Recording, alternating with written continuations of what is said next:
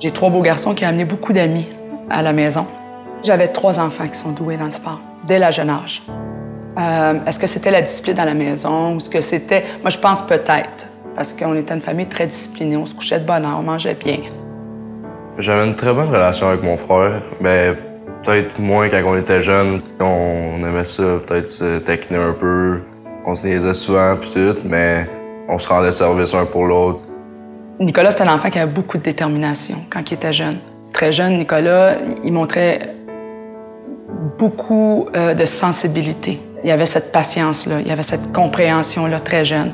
C'est un enfant qui était très compétitif, très déterminé, mais à côté, il y avait ce côté-là où il était un rassembleur de gens. Alors, j'ai toujours dit que j'avais la maison de Dieu parce que j'avais toujours des jeunes chez moi. On avait un petit souper au golf pour la fête d'une amie. On soupait bien tranquille. Après ça, on s'en allait chez la personne en question pour avoir une petite fête avec tout le monde ensemble, un petit moment plaisant. Vers 3h30, Nicolas en avait assez. Il a décidé, il dit à Pietro, moi, je vais partir si tu pars pas tout de suite. Il est parti tout seul en marchant. Et là, Pietro a décidé de venir. Il a réalisé, il dit, non, je vais retrouver mon frère. Il est parti avec Simon. Ils ont dépassé Nicolas en riant. Alors là, Nicolas est le dernier en arrière. On a commencé à marcher pour revenir. Nicolas était avec nous, un peu plus en arrière. J'avais entendu un bruit. Je me suis retourné. Finalement, c'était un auto qui était juste en arrière de nous puis qui s'en venait sur nous.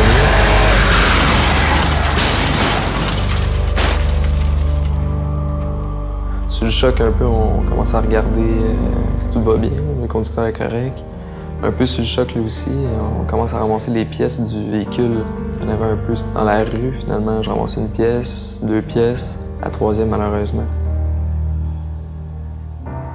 Pietro, il s'est retourné de bord, il a vu son frère, il a essayé de réanimer son frère. Et après, les dommages collatéraux ont commencé. C'est Denis qui était répondre à la porte.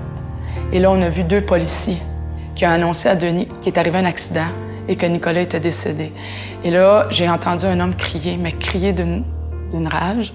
Oui, je le voyais, puis j'entendais des bruits, puis je savais pas trop. Puis là, il criait mon oncle qui disait que Nicolas, il est décédé, qu'il est mort.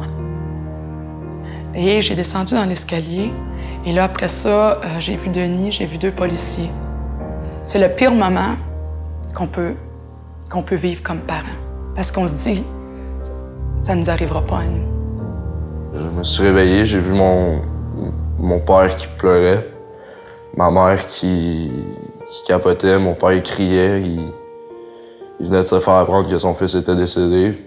J'ai dit « Qu'est-ce qui se passe? Qu'est-ce qui se passe? » Là, il me dit que Nick il est mort, qu'il s'est fait frapper dans la nuit. Avant, ça commence que tu pleures parce que tu le sens pas. Je sentais pas Nick. Puis je le disais à ma psychologue, j'ai dit, je l'ai aimé, je l'ai élevé, puis je le sens pas, qu'il est mort ou qu'il est parti. Moi, j'ai une maison de garçons. J'ai des comportements masculins, beaucoup d'agressivité, beaucoup de colère. C'est des deuils séparés dans la première année. On est en reconstruction d'un noyau familial. J'aurais jamais pensé que ça arriverait à moi. J'aurais jamais pensé que cette famille-là aurait subi ça. Il y a un vide. Le vide il est très présent, on se sert pas mal à tous les jours. On se réveille le matin, moi je regarde sa chambre, puis des fois j'ai le choc, puis je me dis OK, Nick dort encore, mais non, il est juste plus là. Ça prend du temps là, avant de vraiment réaliser qu'il est parti, parce que ça prend. On le réalise pas tout de suite.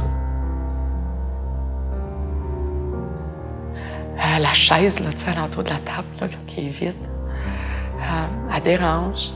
Je m'ennuie de Nick. On s'ennuie beaucoup des petites choses qu'il nous apportait. Les relations avec les frères. Il y a un trou, hein? Moi, je l'avais 3, hein? C'était l'enfant du milieu. Ces relations-là qu'il y avait entre les frères, c'est un gros vide. On se protège. On a peur d'aimer. On a peur de goûter à l'amour. C'est pas facile. C'est pas facile parce que comment tu peux faire confiance à l'amour après une tragédie comme ça? Dans la douleur des jeunes que j'ai vus, C'est tout le pourquoi. Pourquoi nous, Lynn? Pourquoi toi? Et là, je renverse la question à tous ces jeunes-là qui vont voir le film. Le pourquoi vous appartient. C'est à vous de faire un plan de match. Les clés et la boisson, ça ne va pas ensemble. C'est quoi le plan? Vous voulez répondre à ce pourquoi-là? Vous avez la réponse. Vous devez mettre les trucs en place. Vous devez nous aider parce que ça peut arriver à vous. Trouvez-moi une solution pour rentrer à la maison. Textez vos parents. Dites-leur où est-ce que vous êtes. Dormez chez un ami. Et maintenant, qu'est-ce que vous faites pour aider vos amis? Parce que juste imaginez perdre l'ami qui est à côté de vous. Comment vous vous sentirez? Vous direz quoi? Pourquoi moi? Le pourquoi leur appartient.